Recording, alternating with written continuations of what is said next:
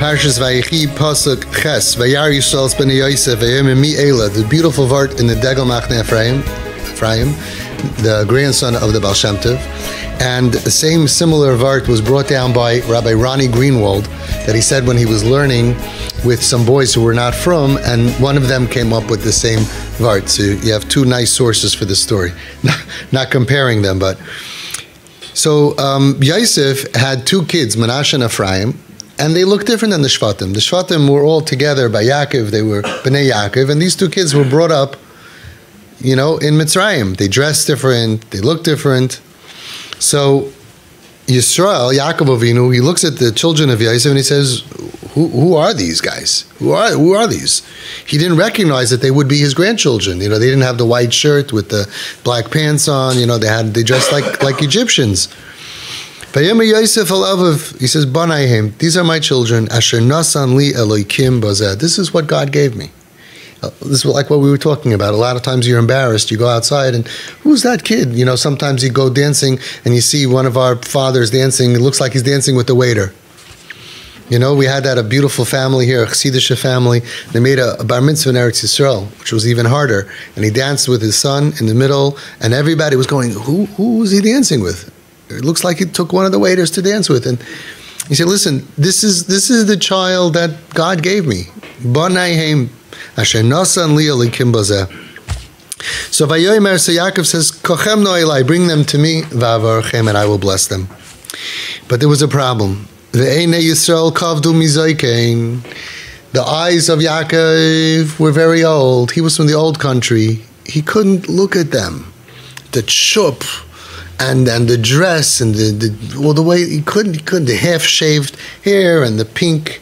He was too old for this. He couldn't he couldn't stand looking at them. We have some of the Zaydis and the Babas, they have grandchildren. They can't even where, how did this happen? We tried to raise them up in a certain way, and all of a sudden, look at this kid dresses like who knows what, right? They're not sneers and whatever. So he was very old, and he's from a different planet. And he looks at them and he says, I can't look at them. So what do you do? Vayagesh oisam. How do you say vayagesh? Agisha. You brought what? Brought them close.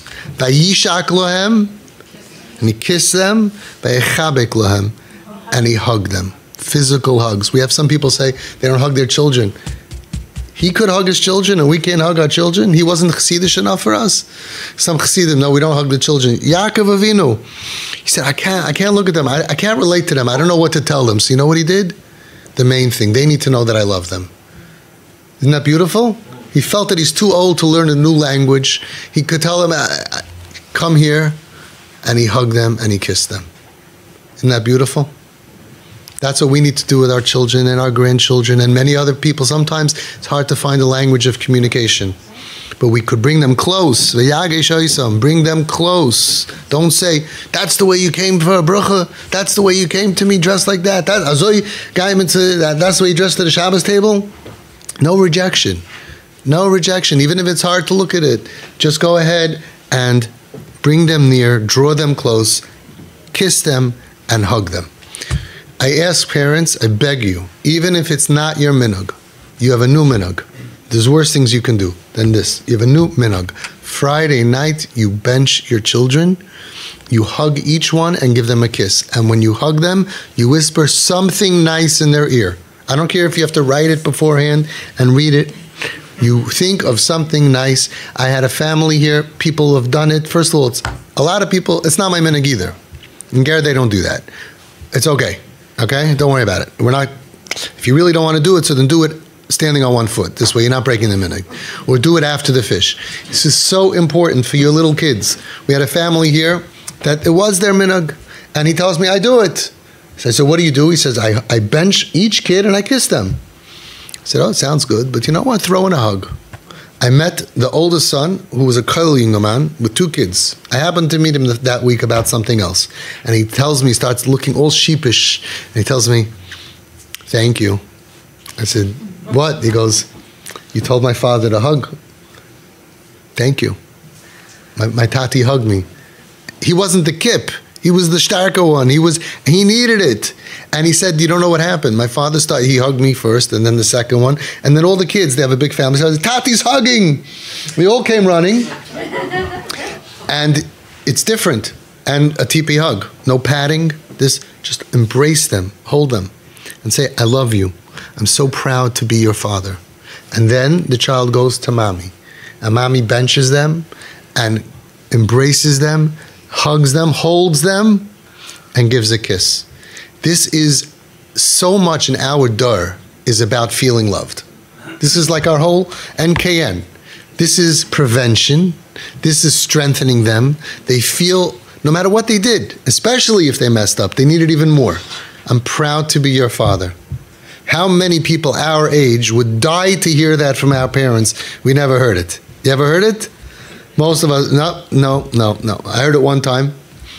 It's like, because from the old country, they didn't say that. This is what our kids need. Even from the new country. Even the new country, they didn't say it, right? And I got news for you. This is free. So for the Polish, Galiciana, and cheap people, this is free medicine. This puts on layers on your children. It's beautiful. It's so beautiful. I did it in my family. I realized 20 years ago, kids need love. So I started this meeting in my family, and everything's always oldest to youngest. The oldest one always gets to sit in the front with that. I did this youngest to oldest. This was something youngest to oldest. So now I do it with my grandchildren. We pick the youngest to oldest, and it's so cute. I always ask, you want a bracha? They say, yeah, little kids, yeah. And I love you so much. I'm so proud of you. I'm so proud to be your father. I'm proud to be your mother. This is magic. This is magic for these kids, and you just hold them. It's beautiful. It's a beautiful moment. Don't take too much time. People are hungry. So maybe do it after the challah. Or maybe do it instead of whatever, Ayin Chavetz Chaim, what he said about singing. Okay, not for now. Anyway, please, this is our whole problem that we have is emotional in this dar. The whole medicine is emotional. We have kids who don't feel loved. If the kid feels loved and knows, I could tell my parents anything, they can open up to you if they're dealing with trauma, if they're dealing with a problem. They have to know they could talk to you about anything. Some of the healthiest families in the world, you know how they're healthy? Friday night, where do your kids spend time? On your bed. Friday night, they should be on your bed in their pajamas. You can't force them. You should feel comfortable. Friday night, my kids are always on my bed, and it's just, other people, they have a lock on the door. No locks on your door. Once, okay, I don't want to talk about it, but sometimes a lock. Otherwise, the door should be open. It's not a safe, not a vault. It's not Gracie Mansion or the Royal Palace. My kids growing up always would wander in their pajamas and just lay on the bed and just chill for a couple of hours. It's nice. You have to have that warmkeit. Your older kids need it. Your younger kids need it. Certainly the next generation. And guess what? A lot of people are like, how could I change? You change. They're happy. You're happy. You come back to me. You'll tell me good news. Besides that, the Arizal says there's a lot of holiness in it also. What if the kid doesn't want to be? They don't want to be hugged? Yeah. You do Bluetooth. You do Bluetooth. I did this always in Home Sweet Home. I blessed all of them. And a lot of times at the beginning, no. I say, you want Wi-Fi? Wi-Fi, Bluetooth. And I would tell them, and they would almost, in the beginning, they would say, no. Say, okay, listen, no bracha.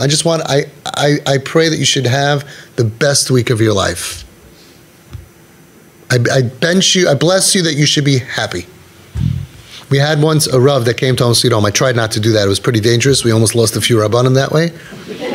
But we had a few Rabbanim come from time to time.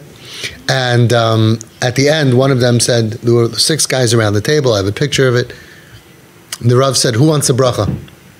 And they all said, no thanks. We don't need a bracha for some rabbi. They all left. One guy, my friend Kip, he said, I'll take a bracha.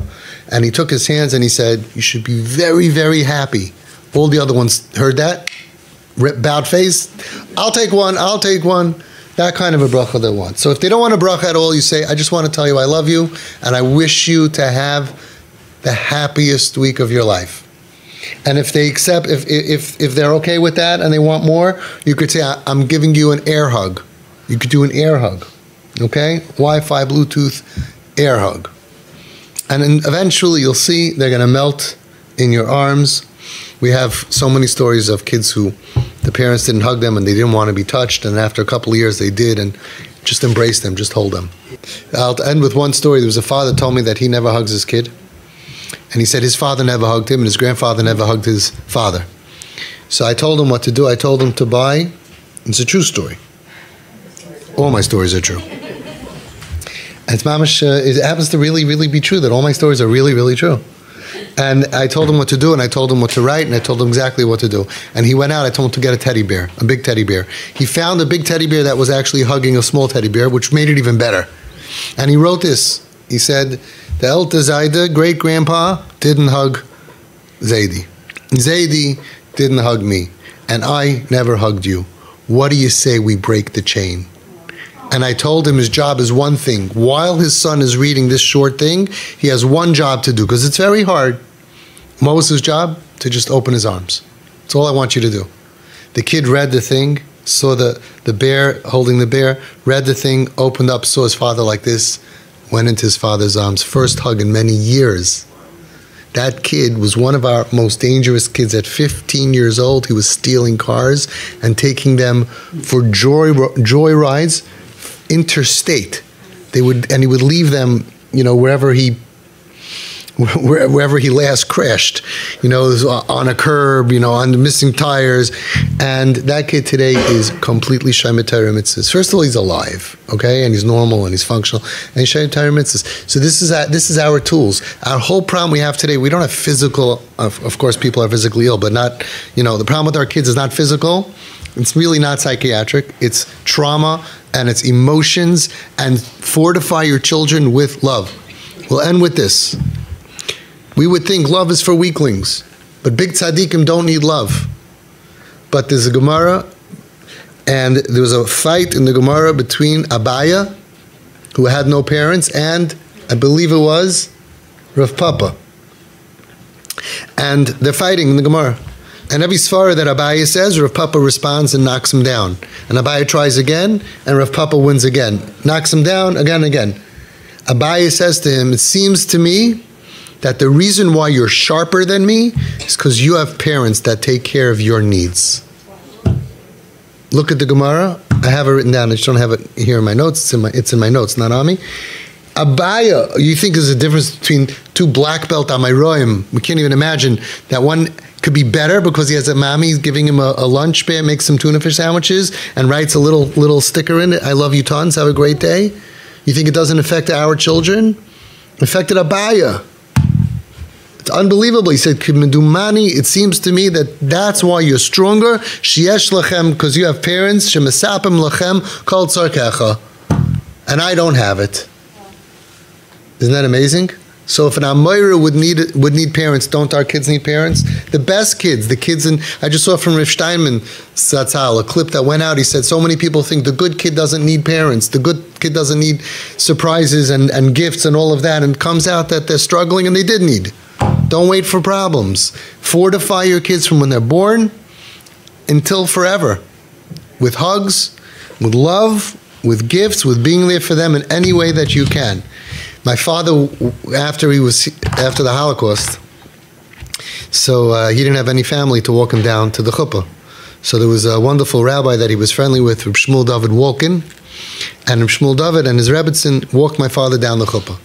Rabbi Walken, Reb Shmuel David Walken, Zatzal, very chashav Rav, he said that when he was in Radin, he was a little boy. He said, I used to serve my father. Wow, I used to polish his shoes. A little kid. Mamash had to bring him his slippers when he came home. He was a slave. He said, but I knew one day I'm going to have kids that are going to be a slave to me. And then I came to America. And now I'm a slave to them. That's the way it goes, folks. We are a slave to our children. They have a lot of needs. We are here to provide for them. Right? Somebody told me, oh, it's codependent. I said, no, it's fully dependent. Codependent means that they need you and you need them. You shouldn't need them. You're an adult, they're a child. You'd be fully dependent on you. We are here for you to help you in any way that you need help. For Abaya, it helped. Codependent. Ooh, don't prepare his lunch. Let him learn how to be a mensch. No, Abaya said, I wish I had a mommy to help me. I wish I had a tati to deal with stuff, with the pressure, so I don't have to be busy with that. I would be smarter as an Amoira. I would be smarter in Torah.